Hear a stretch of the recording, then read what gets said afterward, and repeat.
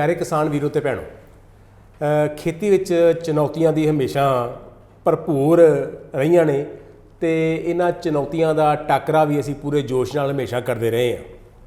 अज दीआं चुनौतियां भावें बहुत ने लेकिन संभावनावां दी भी कमी नहीं। महकमा खेतीबाड़ी वालों किसानां तक पुज्जण दे उपराले कीते जा रहे हैं।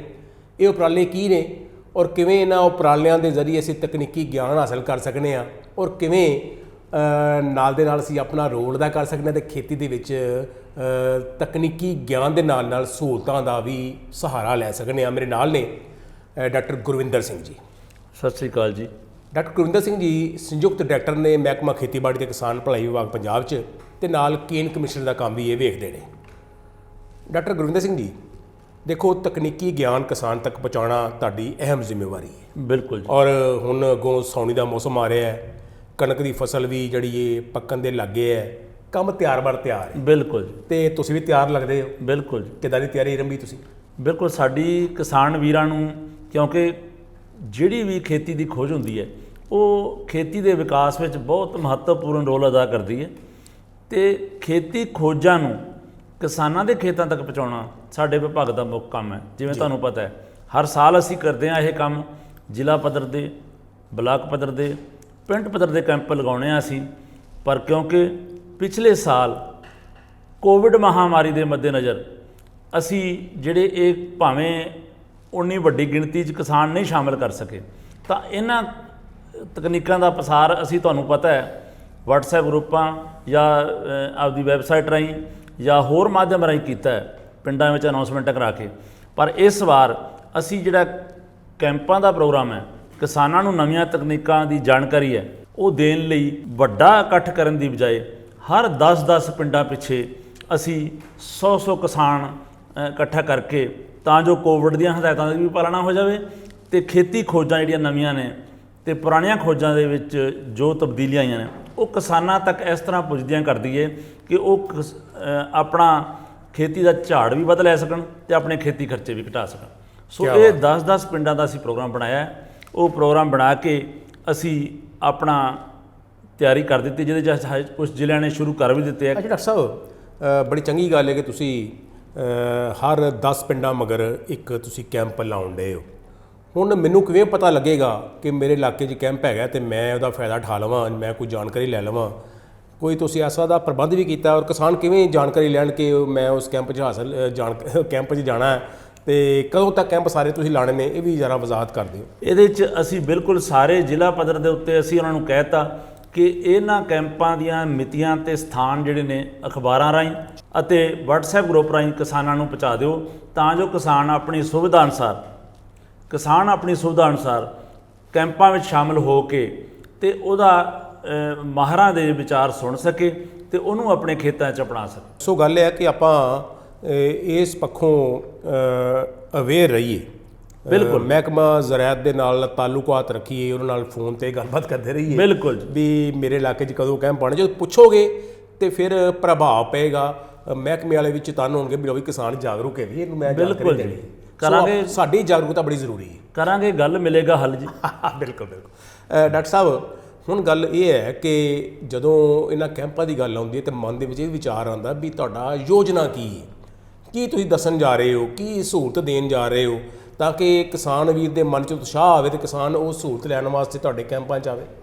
ਅਸੀਂ ਜਿਹੜੇ ਕਿਸਾਨਾਂ ਨੂੰ ਕੈਂਪਾਂ ਦੇ ਵਿੱਚ ਸਾਡੇ ਮੁੱਖ ਮੁੱਦੇ ਅਸੀਂ ਲਏ ਨੇ, ਉਹਦੇ 'ਚ ਝੋਨੇ ਦੀ ਸਿੱਧੀ ਬਿਜਾਈ ਤੇ ਝੋਨੇ ਦੇ ਅੱਗੇ ਨਾੜ ਨੂੰ ਅੱਗ ਨਾ ਲਾਉਣ ਬਾਰੇ ਕਿਸਾਨ ਨੂੰ ਹੁਣੇ ਅਗਾਊਂ ਤਿਆਰ ਕਰਨਾ ਸੀ ਤਾਂ ਕਿ ਕਿਸਾਨ ਜਿਹੜੇ ਨੇ ਸਾਡਾ ਹੁਣ ਜਿਵੇਂ ਪੂਸਾ 44 ਵੈਰਾਈਟੀ ਬੀਜ ਦੇ ਜਿਹੜੀ ਲੰਬਾ ਸਮਾਂ ਲੈਂਦੀ ਹੈ ਝੋਨੇ ਦਾ, ਉਹਦੀ ਬਜਾਏ ਅਸੀਂ ਕਿਸਾਨਾਂ ਨੂੰ ਯੂਨੀਵਰਸਿਟੀ ਦੀਆਂ ਜਿਹੜੇ ਘੱਟ ਸਮਾਂ ਲੈਣ ਵਾਲੀਆਂ, ਜਿਨ੍ਹਾਂ ਦਾ ਨਾੜ ਵੀ ਘੱਟ ਹੁੰਦਾ ਅਤੇ ਸਮੇਂ ਸਿਰ ਪੱਕਣ ਵਾਲੀਆਂ ਵੀ ਔਰ ਝਾੜ ਵੀ ਬਰਾਬਰ ਦਿੰਦੀਆਂ, ਉਹਨਾਂ ਦੀ ਬਿਜਾਈ ਬਾਰੇ ਪ੍ਰੇਰਿਤ ਕਰਾਂਗੇ ਤਾਂ ਜੋ ਅੱਗੇ ਨਾੜ ਦੀ ਸਾਂਭ ਸੰਭਾਲ ਉਹਨੂੰ ਸਮੇਂ ਸਿਰ ਕੀਤਾ ਜਾ ਸਕੇ। ਅਸੀਂ ਇਹਨਾਂ ਕੈਂਪਾਂ ਵਿੱਚ ਉਸ ਮਸ਼ੀਨਰੀ ਨੂੰ ਡਿਸਪਲੇ ਕਰ ਰਹੇ ਹਾਂ ਜੀ, ਦਿਖਾ ਰਹੇ ਹਾਂ ਕਿਸਾਨਾਂ ਨੂੰ ਕਿ ਆਹ ਮਸ਼ੀਨਰੀ ਤੁਸੀਂ ਵਰਤੋਗੇ ਤਾਂ ਇਹਦੇ ਨਾਲ ਤੁਹਾਡਾ ਜਿਹੜਾ DSR ਦੀ ਬਿਜਾਈ ਤੇ ਅੱਗੇ ਨਾੜ ਦੇ ਨੂੰ ਅੱਗ ਲਾਏ ਬਗੈਰ ਕਿਵੇਂ ਸੰਭਾਲ ਕਰਨੀ ਹੈ, ਜ਼ਮੀਨ ਦੇ ਵਿੱਚ ਵਾਹ ਕੇ ਜਾਂ ਉਹਨੂੰ ਇਕੱਠਾ ਕਰਕੇ ਉਹਦੀਆਂ ਗੱਠਾਂ ਬਣਾ ਕੇ, ਤਾਂ ਇਹਨਾਂ ਸਾਰਿਆਂ ਤੋਂ ਇਲਾਵਾ ਵੱਖ-ਵੱਖ ਫਸਲਾਂ ਵਿੱਚ ਹੋਰ ਜਿਹੜੀਆਂ ਪੌਦਾ ਸੁਰੱਖਿਆ ਤਕਨੀਕਾਂ ਨੇ ਜਾਂ ਕਿਸਮਾਂ ਨੇ ਨਵੀਆਂ, ਉਹਨਾਂ ਬਾਰੇ ਵੀ ਕਿਸਾਨਾਂ ਨੂੰ ਪ੍ਰਚਾਰ ਕਰ ਰਹੇ ਹਾਂ, ਤਾਂ ਜੋ ਕਿਸਾਨ ਕੁਝ ਝੋਨੇ ਕਣਕ ਥੱਲੋਂ ਰਕਬਾ ਕੱਢ ਕੇ ਹੋਰ ਫਸਲਾਂ ਥੱਲੇ ਬੀਜ ਕੇ ਜ਼ਮੀਨ ਦੋਜ਼ ਪਾਣੀ ਨੂੰ ਵੀ ਬਚਾ ਸਕਣ। ਤਕਨੀਕੀ ਗਿਆਨ ਤੇ ਇਹਨਾਂ ਕੈਂਪਾਂ ਦੇ ਜ਼ਰੀਏ ਤੁਸੀਂ ਪ੍ਰਦਾਨ ਕਰਨਾ ਹੀ ਕਰਨਾ ਹੈ। ਬਿਲਕੁਲ ਜੀ। ਨਾਲ ਮਨ 'ਚ ਇਹ ਵੀ ਖਿਆਲ ਆਉਂਦਾ ਕਿ ਬੀਜ ਵੀ ਮਿਲੂ, ਕੋਈ ਅੱਗੋਂ ਫਸਲ ਆਉਂਦੀ ਝੋਨੇ ਦੀ, ਕੋਈ ਮੱਕੀ ਨੂੰ ਕਿਸਾਨ ਚਾਹਵਾਨ ਹੈ ਮੱਕੀ ਬੀਜਣ ਦਾ, ਕੋਈ ਕਿਸਾਨ ਕਪਾਹ ਨਰਮੇ ਦੀ ਖੇਤੀ ਕਰਦਾ ਚਾਹਵਾਨ ਹੈ, ਕੋਈ ਮੂੰਗੀ ਦੀ ਕਾਸ਼ਤ ਕਰਨ ਨੂੰ ਤਤਪਰ ਹੈ, ਕੋਈ ਢਾਂਚਾ ਬੀਜਣਾ ਚਾਹੁੰਦਾ ਹੈ, ਕੋਈ ਬੀਜ ਦਾ ਵੀ ਇੰਤਜ਼ਾਮ ਆਪਾਂ ਕੀਤਾ। ਜਿਹੜਾ ਜੰਤਰ ਦਾ ਬੀਜ ਹੈ ਉਹ ਸਾਡੇ ਸਾਰੇ ਬਲਾਕਾਂ ਵਿੱਚ ਸਪਲਾਈ ਕਰਤਾ ਹੈ। ਝੋਨੇ ਦਾ ਬੀਜ, ਭਾਵੇਂ ਇਸ ਬੀਜ ਦੀ ਕੀਮਤ ਵੀ ਬੜੀ ਥੋੜੀ ਹੁੰਦੀ ਹੈ, ਪਰ ਇਹਦਾ ਤਸਦੀਕਸ਼ੁਦਾ ਬੀਜ ਸਾਰੇ ਅਦਾਰਿਆਂ ਕੋਲ, ਸਾਡੇ ਪਨਸੀਡ ਕੋਲੇ, ਕ੍ਰਿਬਕੋ, ਇਫਕੋ ਅਤੇ ਹੋਰ ਪ੍ਰਾਈਵੇਟ ਮੰਡੀਆਂ ਦੇ ਵਿੱਚ ਤਸਦੀਕਸ਼ੁਦਾ ਬੀਜ ਜਿਹੜਾ ਹੈ ਉਹ ਬਿਲਕੁਲ ਉਪਲਬਧ ਹੈ। ਤੇ ਕਿਸਾਨ ਵੀਰ ਜਿਹੜਾ ਹੈ ਪੂਰੀ ਜਾਣਕਾਰੀ ਲੈ ਕੇ ਆਪਣੇ ਏਰੀਏ ਮੁਤਾਬਕ ਖੇਤੀ ਮਾਹਰਾਂ ਨਾਲ ਰਾਏ ਕਰਨ ਤੋਂ ਬਾਅਦ ਬੀਜ ਖਰੀਦਣ, ਤਾਂ ਜੋ ਅੱਗੇ ਇਸ ਤੋਂ ਇਲਾਵਾ ਜਿਹੜਾ ਦਾਲਾਂ ਦਾ ਬੀਜ ਹੈ ਉਹ ਵੀ ਇਹਨਾਂ ਅਦਾਰਿਆਂ ਪਾਸ ਉਪਲਬਧ ਹੈ। ਤੇ ਅਸੀਂ ਮੂੰਗਫਲੀ ਤੇ ਹੋਰ ਵੀ ਜਿਹੜੇ ਬੀਜ ਨੇ ਤੇਲ ਬੀਜਾਂ ਦੇ ਉਹ ਵੀ ਉਪਲਬਧ ਕਰਾ ਰਹੇ ਹਾਂ। ਤਾਂ ਮੈਨੂੰ ਲੱਗਦਾ ਵੀ ਕਿਸਾਨ ਅਗਰ ਸਾਡੇ ਬਲਾਕ ਅਫਸਰ ਨਾਲ ਤਾਲਮੇਲ ਕਰਨਗੇ ਤਾਂ ਬਿਲਕੁਲ ਬੀਜ ਵੀ ਮਿਲਣਗੇ ਜੀ। ਤੇ ਇਸ ਤੋਂ ਇਲਾਵਾ ਜੇ ਕੋਈ ਕਿਸਾਨ ਕਿਸੇ ਤਰ੍ਹਾਂ ਦੀ ਇਹੋ ਜਿਹੀ ਕਿੱਤਾ ਮੁਖੀ ਸਿਖਲਾਈ ਵੀ ਲੈਣਾ ਚਾਹੁੰਦਾ ਹੈ ਤਾਂ ਉਹ ਵੀ ਅਸੀਂ ਆਤਮਾ ਸਕੀਮ ਤਹਿਤ ਉਹਨਾਂ ਨੂੰ ਸਹੂਲਤ ਦੇ ਰਹੇ ਹਾਂ, ਜਿਹਦੇ 'ਚ ਸਾਡਾ ਜੋ ਉਹਦਾ ਨੋਰਮ ਹੈ, ਕਿਸਾਨ ਬਹੁਤ ਨੋਮੀਨਲ ਪੈਸੇ ਖਰਚ ਕੇ ਉਹਦੀਆਂ ਟ੍ਰੇਨਿੰਗਾਂ, ਖੁੰਬਾਂ ਦੀ ਟ੍ਰੇਨਿੰਗ ਹੈ ਜਾਂ ਡੇਅਰੀ ਦੀ ਟ੍ਰੇਨਿੰਗ ਹੈ ਜਾਂ ਹੋਰ ਵੀ ਕਿਸੇ ਤਰ੍ਹਾਂ ਦੀ ਟ੍ਰੇਨਿੰਗ ਲੈਣੀ ਚਾਹੁੰਦਾ ਹੈ, ਉਹ ਅਸੀਂ ਦਵਾ ਸਕਦੇ ਹਾਂ। ਜਾਂ ਕਿਸਾਨ ਵੀਰ ਚਾਹੁੰਦੇ ਨੇ ਵੀ ਸਾਨੂੰ ਕਿਸੇ ਸੰਸਥਾ ਦੇ ਵਿੱਚ ਜਿਹੜੀ ਖੋਜ ਸੰਸਥਾ ਹੈ ਜਾਂ ਕੋਈ ਯੂਨੀਵਰਸਿਟੀ ਹੈ ਉਹਦਾ ਦੌਰਾ ਕਰਾ ਦਿਓ, ਅਸੀਂ ਉਹਨਾਂ ਦੀ ਤਕਨੀਕਾਂ ਵੇਖੀਏ ਤਾਂ ਜੋ ਉਸ ਨੂੰ ਅੱਗੇ ਆਪਣੇ ਖੇਤਾਂ 'ਚ ਬਣਾ ਦੇ, ਤਾਂ ਉਹਦਾ ਵੀ ਅਸੀਂ ਆਤਮਾ ਤਹਿਤ ਐਕਸਪੋਜਰ ਵਿਜ਼ਿਟ ਦਾ ਵੀ ਅਰੇਂਜਮੈਂਟ ਕਰ ਦਿੰਦੇ ਹਾਂ। ਕਿਆ ਬਾਤ। ਤੇ ਇਹ ਅਸੀਂ ਕਿਸਾਨਾਂ ਲਈ ਬੜੀਆਂ ਸਹੂਲਤਾਂ ਨੇ, ਪਰ ਕਿਸਾਨ ਵੀਰ ਸਾਡੇ ਜ਼ਿਲ੍ਹੇ ਦੇ ਮੁੱਖ ਖੇਤੀਬਾੜੀ ਅਫਸਰ ਜਾਂ ਪ੍ਰੋਜੈਕਟ ਡਾਇਰੈਕਟਰ ਆਤਮਾ ਜਾਂ ਸਾਡੇ ਬਲਾਕ ਖੇਤੀਬਾੜੀ ਅਫਸਰ ਜਾਂ ਖੇਤੀਬਾੜੀ ਅਫਸਰ ਨਾਲ ਤਾਲਮੇਲ ਕਰਨਗੇ ਤਾਂ ਮੈਨੂੰ ਲੱਗਦਾ ਕਾਫੀ ਲਾਭ ਪ੍ਰਾਪਤ ਕਰ ਸਕਦੇ। ਬਿਲਕੁਲ ਜੀ, ਤੁਹਾਡੀ ਗੱਲ ਬੜੀ ਦਰੁਸਤ ਹੈ ਕਿ ਕਰੋਗੇ ਗੱਲ ਤੇ ਮਿਲੇਗਾ ਹੱਲ ਜੀ। ਸੋ ਜੇ ਅਸੀਂ ਆਪਣੀ ਚਾਹਤ ਨੂੰ ਅੱਗੇ ਰੱਖਾਂਗੇ, ਆਪਣੀ ਸੋਚ ਨੂੰ ਅੱਗੇ ਰੱਖਾਂਗੇ ਤੇ ਫਿਰ ਵਿਕਾਸਮਈ ਰਾਹਾਂ ਤੇ ਤੁਰਨਾ ਸਾਡੇ ਵਾਸਤੇ ਆਸਾਨ ਹੋਏਗਾ ਤੇ ਅਸੀਂ ਚੱਲ ਪਾਵਾਂਗੇ। ਨਹੀਂ ਤੇ ਕਈ ਵਾਰੀ ਆਪਾਂ ਘਰ ਬੈਠੇ ਵਿਚਾਰਾ ਹੀ ਕਰਦੇ ਰਹਿ ਜੰਨੇ ਆ। ਬਿਲਕੁਲ ਵਿਚਾਰਾ ਨਹੀਂ, ਆਪਾਂ ਅਮਲੀ ਜਾਮਾਂ ਵੀ ਪਹਿਨਾਈਏ। ਬਿਲਕੁਲ ਜੀ। ਡਾਕਟਰ ਖਾਲਸਾ ਜੀ, ਹੁਣ ਇੱਕ ਗੱਲ ਹੋਰ ਮੇਰੇ ਮਨ 'ਚ ਆਉਂਦੀ, ਤੁਸੀਂ ਕੇਨ ਕਮਿਸ਼ਨਰ ਵੀ ਹੋ। ਹਾਂਜੀ। ਤੇ ਸਾਡਾ ਕਮਾਦ ਦਾ ਕਾਸ਼ਤਕਾਰ ਜਿਹੜਾ ਹੈ ਉਹਦੇ ਮਨ ਦੇ ਵਿੱਚ ਵੀ ਕਈ ਸਵਾਲ ਆਉਂਦੇ ਨੇ ਕਿ ਮੈਨੂੰ ਕਮਾਦ ਦੇ ਪੈਸੇ ਵੀ ਸਮੇਂ ਸਿਰ ਲੱਭ ਜਾਣ, ਮੈਂ ਕਮਾਦ ਦੀ ਖੇਤੀ ਵੀ ਵਧੀਆ ਕਰਾਂ, ਨਾਲ ਰਲਵੀਂ ਖੇਤੀ ਵੀ ਕਰਾਂ, ਇਹ ਵੀ ਗੱਲਾਂ ਬੜੀਆਂ ਚੱਲਦੀਆਂ। ਔਰ ਕਮਾਦ ਦੀਆਂ ਮਿੱਲਾਂ ਦੀ ਮਜ਼ਬੂਤੀ ਬਾਰੇ ਵੀ ਗੱਲ ਆਉਂਦੀ ਹੈ। ਬਿਲਕੁਲ। ਤੁਸੀਂ ਕੇਨ ਕਮਿਸ਼ਨਰ ਦੇ ਨਾਤੇ ਕੀ ਕਹਿਣਾ ਚਾਹੋਗੇ? ਬਿਲਕੁਲ ਜੀ, ਅਸੀਂ ਮਿੱਲਾਂ ਦੇ ਵਿੱਚ ਜਿਹੜੀ ਪੇਮੈਂਟ ਹੈ ਉਹ ਅਸੀਂ ਕੋਸ਼ਿਸ਼ ਕੀਤੀ ਹੈ, ਕਿਉਂਕਿ ਹੁਣ 19-20 ਦੇ ਵਿੱਚ 16 ਮਿੱਲਾਂ ਚੋਂ 14 ਮਿੱਲਾਂ ਦੀ ਪੇਮੈਂਟ ਸਾਰੀ ਕਿਸਾਨਾਂ ਨੂੰ ਪਹੁੰਚ ਚੁੱਕੀ ਹੈ। ਤੇ ਜਿਹੜੀ ਹੁਣ ਸੀਜ਼ਨ ਚੱਲ ਰਿਹਾ ਇਹਦੀ ਪੇਮੈਂਟ ਵੀ ਅਸੀਂ ਨਾਲੋਂ ਨਾਲ ਕਰਵਾ ਰਹੇ ਹਾਂ। ਲਗਭਗ ਜਿੰਨਾ ਹੁਣ ਤੱਕ ਗੰਨਾ ਕਿਸਾਨਾਂ ਨੇ ਸਪਲਾਈ ਕੀਤਾ ਉਹਦੀ 70% ਪ੍ਰਾਈਵੇਟ ਮਿੱਲਾਂ ਨੇ ਜਿਹੜੀ ਸਾਰੀ ਅਦਾਇਗੀ ਕਰ ਦਿੱਤੀ ਹੈ, ਤੇ ਕੋਆਪਰੇਟਿਵ ਮਿੱਲਾਂ ਨੇ ਵੀ ਲਗਭਗ 50% ਦੇ ਕਰੀਬ ਅਦਾਇਗੀ ਕਰਤੀ ਹੈ। ਤੇ ਬਾਕੀ ਅਦਾਇਗੀ ਵੀ ਜਲਦੀ ਐਰਕੀ ਪਿਛਲੇ ਸਾਲਾਂ ਦੇ ਮੁਕਾਬਲੇ ਐਰਕੀ ਅਸੀਂ ਅਦਾਇਗੀ ਵੀ ਜਲਦੀ ਕੀਤੀ ਹੈ।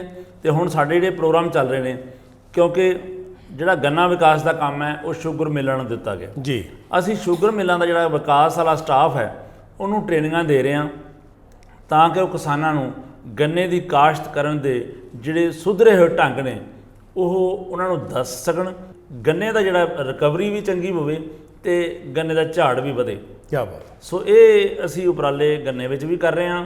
ਤੇ ਸਾਡਾ ਇੱਕ ਸਰਕਾਰ ਵੱਲੋਂ ਗੰਨਾ ਰਿਸਰਚ ਇੰਸਟੀਚਿਊਟ ਕਲਾਨੌਰ ਵਿਖੇ ਵੀ ਉਹਦਾ ਮਤਲਬ ਕੰਮ ਸ਼ੁਰੂ ਹੋ ਗਿਆ। ਉਹਦਾ ਕੀ ਫਾਇਦਾ ਹੋਏਗਾ ਆਪਾਂ ਨੂੰ? ਉਹਦੇ ਨਾਲ ਗੰਨੇ ਦੀਆਂ ਨਵੀਆਂ ਕਿਸਮਾਂ ਵਿਕਸਿਤ ਹੋਣਗੀਆਂ ਤੇ ਆਉਣ ਵਾਲੇ, ਕਿਉਂਕਿ ਸਾਡਾ ਜਿਹੜਾ ਗੰਨੇ ਦਾ ਏਰੀਆ ਹੈ ਉਹ ਥੋੜ੍ਹਾ ਜਿਹਾ ਹੋਰ ਵਧਾਇਆ ਜਾ ਸਕਦਾ ਤੇ ਜਿਹਦੇ ਨਾਲ ਇਹ, ਕਿਉਂਕਿ ਜਿੱਥੇ ਗੰਨਾ ਹੈਗਾ ਅਗਰ ਗੰਨੇ ਦੀ ਅਦਾਇਗੀ ਕਿਸਾਨ ਨੂੰ ਸਮੇਂ ਸਿਰ ਹੋਵੇ ਤਾਂ ਇਹ ਬੜੀ ਲਾਹੇਵੰਦ ਫਸਲ ਜੀ।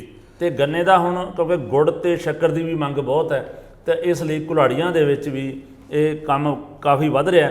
ਤਾਂ ਮੈਨੂੰ ਲੱਗਦਾ ਵੀ ਇਹ ਕਿਸਾਨਾਂ ਦਾ ਇਸ ਸਥਾਪਿਤ ਹੋਣ ਨਾਲ ਰਿਸਰਚ ਇੰਸਟੀਚਿਊਟ ਨਾਲ ਬਹੁਤ ਲਾਭ ਮਿਲੇਗਾ।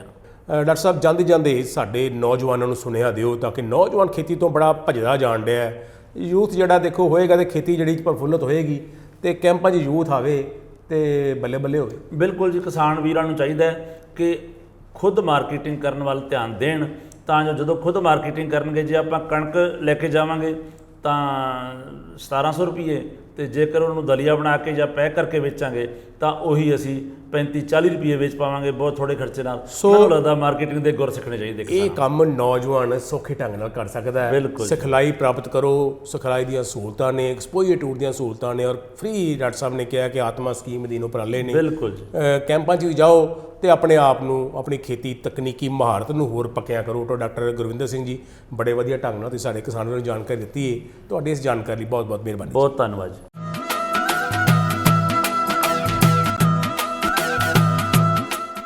ਪਿਆਰੇ ਕਿਸਾਨ ਵੀਰੋ ਤੇ ਭੈਣੋ, ਜਦੋਂ ਤਕਨੀਕੀ ਪ੍ਰਸਾਰ ਦੇ ਲਈ ਕਿਸਾਨ ਸਿਖਲਾਈ ਕੈਂਪਾਂ ਦੀ ਗੱਲ ਆਉਂਦੀ ਹੈ, ਉਹਦੇ ਨਾਲ ਨਾਲ ਇਹ ਵੀ ਬੜਾ ਜ਼ਰੂਰੀ ਹੈ ਕਿ ਜਿਸ ਤਰ੍ਹਾਂ ਅਸੀਂ ਜਾਣਕਾਰੀ ਲਈਏ ਕੈਂਪਾਂ ਬਾਰੇ, ਨਾਲੇ ਵੀ ਜਾਣਕਾਰੀ ਸਾਡੀ ਲੈਣੀ ਬਣਦੀ ਹੈ ਕਿ ਆਪਾਂ ਆਪਣੇ ਖੇਤੀ ਖਰਚੇ ਕਿਵੇਂ ਘਟਾਉਣੇ ਨੇ।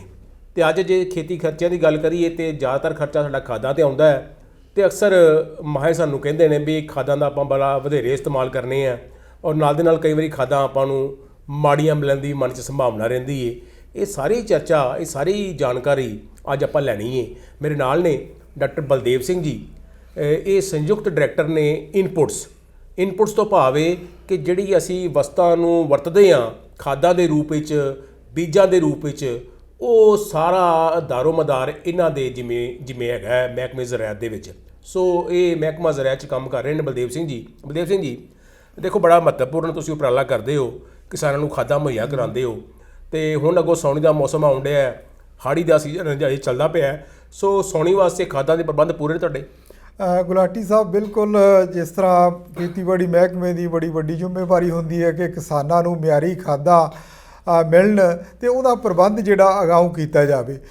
ਸੋ ਉਸ ਸੰਬੰਧ ਦੇ ਵਿੱਚ ਅਸੀਂ ਭਾਰਤ ਸਰਕਾਰ ਤੋਂ ਪਹਿਲਾਂ ਜਿਹੜੀ ਆ ਸਾਉਣੀ ਦੇ ਵਾਸਤੇ ਜਿੰਨੀ ਸਾਨੂੰ ਐਲੋਕੇਸ਼ਨ ਯੂਰੀਆ ਦੀ, DAP ਦੀ, SSP ਦੀ ਤੇ MOP ਜਾਂ NPK ਕੰਪਲੈਕਸ ਫਰਟੀਲਾਈਜ਼ਰ ਆ, ਉਹਨਾਂ ਦੀ ਅਸੀਂ ਅਗਾਊਂ ਉਹਨਾਂ ਨੇ ਐਲੋਕੇਸ਼ਨ ਸਾਨੂੰ ਕਰਤੀ ਹੈ। ਖਾਦਾਂ ਦਾ ਪ੍ਰਬੰਧ ਜਿਹੜਾ ਪੂਰਾ ਕਰ ਲਿਆ ਗਿਆ।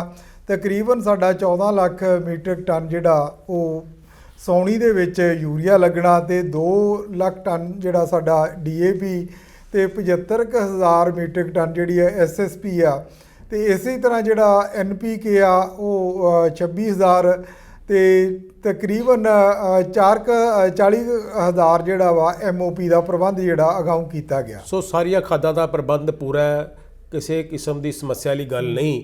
ਆਮ ਤੌਰ ਤੇ ਡਾਕਟਰ ਬਲਦੇਵ ਸਿੰਘ ਜੀ, ਸਾਡੇ ਕਿਸਾਨ ਕਈ ਵਾਰੀ ਨਾ ਹੁਣ ਖਾਦ ਲੈਣ ਜਾਂਦੇ ਹਾਂ ਆਪਾਂ, ਤੇ ਉਹ ਜਿਹੜਾ ਵੇਚਣ ਵਾਲਾ ਕਹਿੰਦਾ ਵੀ 50 ਬੋਰੇ ਤੋਂ ਵੱਧ ਨਹੀਂ ਤੈਨੂੰ ਮਿਲਣੇ, 50 ਬੋਰੇ ਉਹਨੂੰ ਮਿਲਦੇ ਨੇ। ਉਹ ਮਸ਼ੀਨ ਜੀ ਹੈ, POS ਮਸ਼ੀਨ ਵਗੈਰਾ ਉੱਥੇ ਲੱਗੀ ਹੈ। ਇੱਕ ਸਾਡੇ ਮਨ 'ਚ ਕਈ ਵਾਰੀ ਤੌਖਲੇ ਨੇ ਵੀ ਖਾਦ ਦੀ ਕਿਤੇ ਸ਼ਾਰਟੇਜ ਤੇ ਨਹੀਂ ਹੈਗੀ। ਪਿਛਲੇ ਸੀਜ਼ਨ ਦੇ ਵਿੱਚ, ਹਾੜੀ ਦੇ ਵਿੱਚ ਬੜੀ ਮੁਸ਼ਕਲ ਦੇ ਨਾਲ ਸਰਕਾਰ ਨੇ, ਭਾਰਤ ਸਰਕਾਰ ਦੇ ਨਾਲ ਟੇਕਅਪ ਕਰਕੇ ਬੜੇ ਘੱਟ ਸਮੇਂ ਦੇ ਵਿੱਚ 350 ਰੈਕ ਜਿਹੜੇ ਨੇਗੇ ਯੂਰੀਏ ਦੇ ਲਿਆ ਕੇ, ਤਕਰੀਬਨ ਜਿਹੜਾ ਮੈਨੂੰ ਦੱਸਦਿਆਂ ਤੁਹਾਨੂੰ ਖੁਸ਼ੀ ਆ ਕਿ ਪਿਛਲੇ 19 ਦੇ ਵਿੱਚ ਜਿਹੜਾ ਸਾਡਾ ਉਹ 14,59,000 ਲੱਗਿਆ ਸੀ। ਇਸ ਵਾਰ ਜਿਹੜਾ ਹੁਣ ਤੱਕ ਜਿਹੜਾ ਉਹ 16 ਲੱਖ ਮੀਟ੍ਰਿਕ ਟਨ ਜਿਹੜਾ ਯੂਰੀਆ ਵੱਧ ਆ ਚੁੱਕਿਆ ਹੈ, ਜਿਹੜਾ ਅਵੇਲੇਬਲ ਆ। ਸੋ ਇਸ ਕਰਕੇ ਇਸੇ ਤਰ੍ਹਾਂ ਹੀ ਜਿਹੜਾ ਆ ਸਾਡੇ ਪ੍ਰਬੰਧ ਨੇਗੇ ਜਿਹੜੇ ਪੂਰੇ ਨੇਗੇ, ਕਿਉਂਕਿ ਇੱਕ ਦਿਨ ਦੇ ਵਿੱਚ ਤਾਂ ਇਹ ਯੂਰੀਆ ਜਾਂ ਜਿੰਨੀਆਂ ਖਾਦਾਂ ਨੇ ਇਹਨਾਂ ਦਾ ਪ੍ਰਬੰਧ ਨਹੀਂ ਹੋ ਸਕਦਾ, ਕਿਉਂਕਿ ਇਹ ਜਿਹੜੇ ਇਹਨਾਂ ਦੇ ਪ੍ਰੋਡਕਸ਼ਨ ਯੂਨਿਟ ਨੇਗੇ ਉਹ ਸਾਤੋਂ ਕਾਫੀ ਦੂਰ ਨੇ। ਕਈ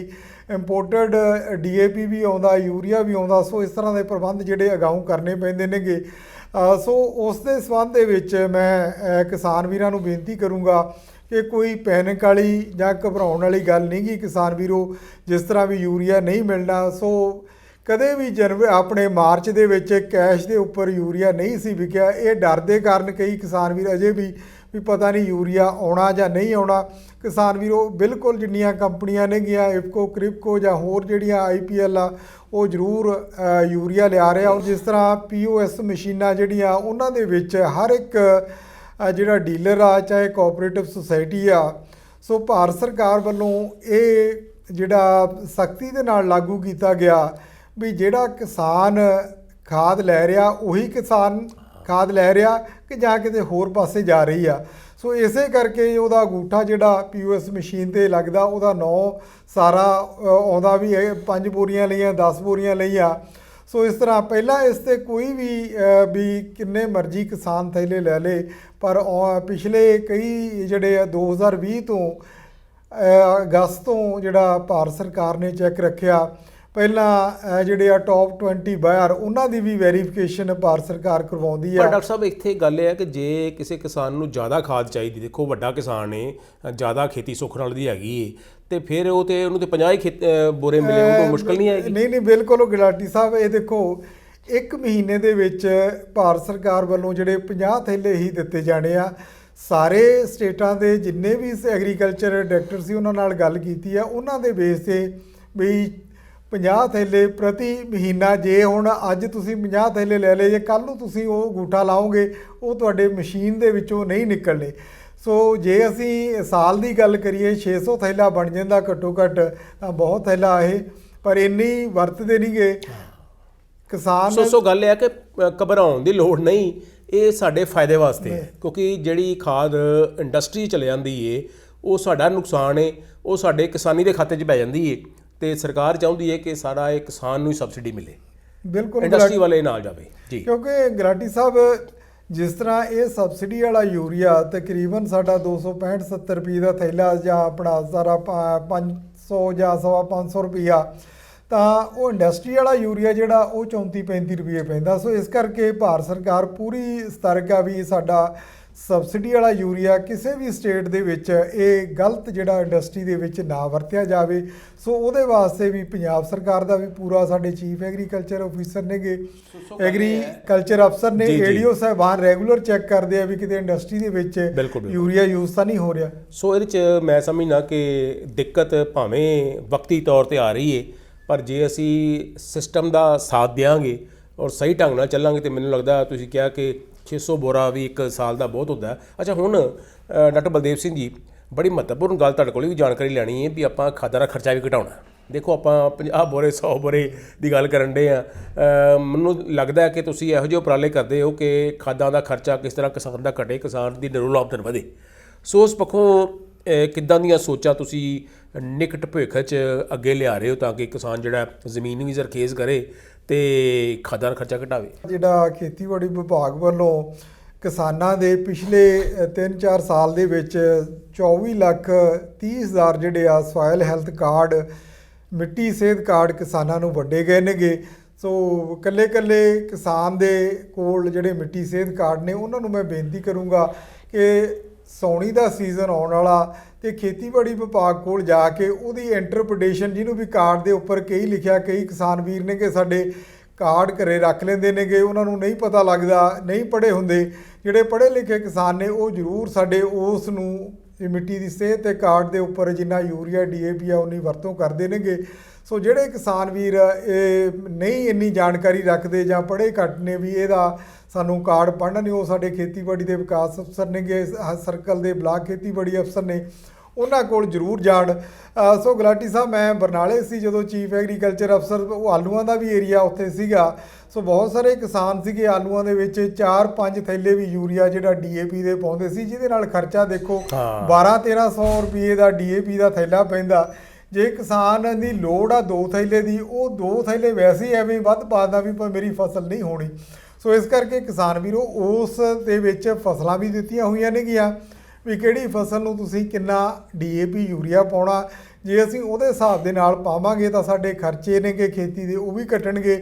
ਜੇ ਕਿਸੇ ਕਿਸਾਨ ਨੇ ਮਿੱਟੀ ਟੈਸਟ ਅਜੇ ਨਹੀਂ ਕਰਵਾਈ ਤਾਂ ਸਾਡੇ ਹੁਣ ਹਾੜੀ ਤੋਂ ਬਾਅਦ ਫੇਰ ਖੇਤੀਬਾੜੀ ਮਹਿਕਮੇ ਵੱਲੋਂ ਕੰਪੇਨ ਮੁਹਿੰਮ ਚੱਲਣੀ ਆ ਵੀ ਸਾਰੇ ਖੇਤਾਂ ਦੀ ਫੇਰ ਜਿਹੜੇ ਆ ਮਿੱਟੀ ਕਿਸਾਨ ਜਿਹੜੇ ਆ ਟੈਸਟ। ਸੋ ਸਾਡੇ ਮਨਾਂ 'ਚ ਇਹ ਗੱਲ ਕਈ ਵਾਰੀ ਘਰ ਜਾਂਦੀ ਏ ਕਿ ਵੱਧ ਖਾਦਾਂ ਪਾਵਾਂਗੇ ਤੇ ਵੱਧ ਝਾੜ ਆਊ, ਜਦ ਕਿ ਵੱਧ ਖਾਦਾਂ ਦੇ ਨਾਲ ਤੁਸੀਂ ਦੱਸਿਆ ਕਿ ਨੁਕਸਾਨ ਵੀ ਹੁੰਦਾ, ਪੈਸੇ ਦਾ ਨੁਕਸਾਨ ਤੇ ਹੈ ਹੀ ਏ, ਤੇ ਹੋਰ ਵੀ ਕਈ ਨੁਕਸਾਨ ਡਾਕਟਰ ਸਾਹਿਬ ਹੁੰਦੇ ਨੇ।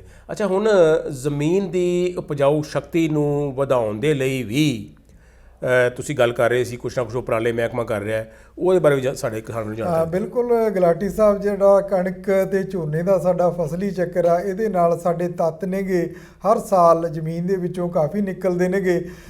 ਸੋ ਸਭ ਤੋਂ ਵੱਧ ਜਿਹੜੀ ਆ ਸਾਡੀ ਪੰਜਾਬ ਦੀ ਪ੍ਰੋਡਕਟਿਵਿਟੀ ਆ, ਜਿਹਦੇ ਕਣਕ ਦੇ ਝੋਨੇ ਦੀ ਦੇਖ ਲਈਏ ਤਾਂ ਘੱਟੋ ਘੱਟ ਸਾਡਾ ਇਹ 10-11 ਟਨ ਦੇ ਆਸ-ਪਾਸ ਚਲੇ ਜਾਂਦੀ ਆ। ਸੋ ਉਸ ਹਿਸਾਬ ਦੇ ਨਾਲ ਜ਼ਮੀਨ ਦੀ ਸਿਹਤ ਦੀ ਉਸ ਨੂੰ ਉਪਜਾਊ ਕਿਸ ਤਰ੍ਹਾਂ ਲੰਬੇ ਸਮੇਂ ਲਈ ਬਰਕਰਾਰ ਰੱਖਣਾ, ਉਸ ਦੇ ਲਈ ਖੇਤੀਬਾੜੀ ਵਿਭਾਗ ਵੱਲੋਂ ਇਸ ਵਾਰ ਜਿਹੜਾ 18,000 ਜੰਤਰ ਢਾਂਚਾ ਉਹਦਾ ਬੀਜ ਦਿੱਤਾ ਜਾ ਰਿਹਾ ਹਰੀ ਖਾਦ ਵਾਸਤੇ।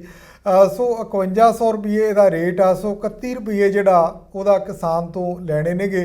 ਸੋ 20 ਰੁਪਏ ਪ੍ਰਤੀ ਕਿਲੋ ਦੇ ਹਿਸਾਬ ਦੇ ਨਾਲ ਇਹਨਾਂ ਨੂੰ ਕਿਸਾਨ ਵੀਰਾਂ ਨੂੰ ਸਬਸਿਡੀ ਦਿੱਤੀ ਜਾ ਰਹੀ ਆ। ਸੋ ਕਿਸਾਨ ਵੀਰੋ, ਤੁਹਾਡੇ ਸਾਰੇ ਮੁੱਖ ਖੇਤੀਬਾੜੀ ਅਫਸਰਾਂ ਦੇ, ਬਲਾਕ ਖੇਤੀਬਾੜੀ ਅਫਸਰਾਂ ਦੇ ਬੀਜ ਜੰਤਰ ਦਾ ਪਹੁੰਚ ਚੁੱਕਿਆ। ਸੋ ਜ਼ਰੂਰ ਬੇਨਤੀ ਆ ਤੁਹਾਨੂੰ, ਅਜੇ ਬੜਾ ਟਾਈਮ ਆ। ਕਣਕ ਤੋਂ ਵਢਾਈ ਤੋਂ ਬਾਅਦ ਵੀ ਬੀਜ ਸਕਦੇ ਹੋ, ਛੱਟਾ ਮਾਰੋ, ਉਸ ਤੋਂ ਬਾਅਦ ਉਹਨੂੰ ਆਪਣਾ ਰੋਟਾਵੇਟਰ ਦੇ ਨਾਲ ਉਸ ਤੋਂ ਬਾਅਦ ਹਲਕਾ ਪਾਣੀ ਲਾ ਦਿਓ, ਤੁਹਾਡੀ ਹਰੀ ਖਾਦ ਤਿਆਰ ਆ। ਤੇ ਸਾਰੀ 5 ਜਾਂ 6 ਹਫ਼ਤਿਆਂ ਮਗਰੋਂ ਜਦੋਂ ਤੁਸੀਂ ਝੋਨਾ ਲਾਉਣਾ ਤਾਂ ਉਸ ਸਮੇਂ ਨੂੰ ਛੋਟੇ ਤੱਤਾਂ ਦੀ ਵੀ ਘਾਟ ਨਹੀਂ ਆਉਂਦੀ ਤੇ ਜ਼ਮੀਨ ਦੀ ਉਪਜਾਊ ਸ਼ਕਤੀ ਵੀ ਬਰਕਰਾਰ ਰਹਿੰਦੀ ਆ, ਪਾਣੀ ਸੰਭਾਲਣ ਦੀ ਸਮਰੱਥਾ ਵੱਧ ਜਾਂਦੀ ਆ। ਸੋ ਇਸ ਕਰਕੇ ਜ਼ਰੂਰ ਸਾਡੀ ਜ਼ਮੀਨ ਦੀ ਸਿਹਤ ਦਾ ਖਿਆਲ ਰੱਖਣ ਲਈ ਇਹ ਹਰੀ ਖਾਦ ਜ਼ਰੂਰ ਕਰਨੀ ਚਾਹੀਦੀ ਹੈ। ਸੋ ਇਹ ਜਿਹੜੀ ਜਾਣਕਾਰੀ ਹੈ, ਮੈਂ ਸਮਝਦਾ ਕਿ ਬੜੀ ਵੱਡਮੁੱਲੀ ਜਾਣਕਾਰੀ ਹੈ। ਆਪਾਂ ਇਹ ਜਾਣਕਾਰੀ ਨਿਰੀ ਲਈਏ ਨਾ, ਇਹ ਕੰਨ ਚੋਂ ਵਾੜ ਕੇ ਦੂਜੇ ਕੰਨ ਚੋਂ ਕੱਢੀਏ ਨਾ, ਆਪਾਂ ਲਾਗੂ ਵੀ ਕਰੀਏ। ਸੋ ਡਾਕਟਰ ਬਲਦੇਵ ਸਿੰਘ ਜੀ ਬੜੇ ਵਧੀਆ ਢੰਗ ਨਾਲ ਸਾਨੂੰ ਜਾਣਕਾਰੀ ਦਿੱਤੀ ਹੈ। ਤੁਹਾਡੀ ਇਸ ਜਾਣਕਾਰੀ ਲਈ ਬਹੁਤ ਬਹੁਤ ਮਿਹਰਬਾਨੀ ਜੀ।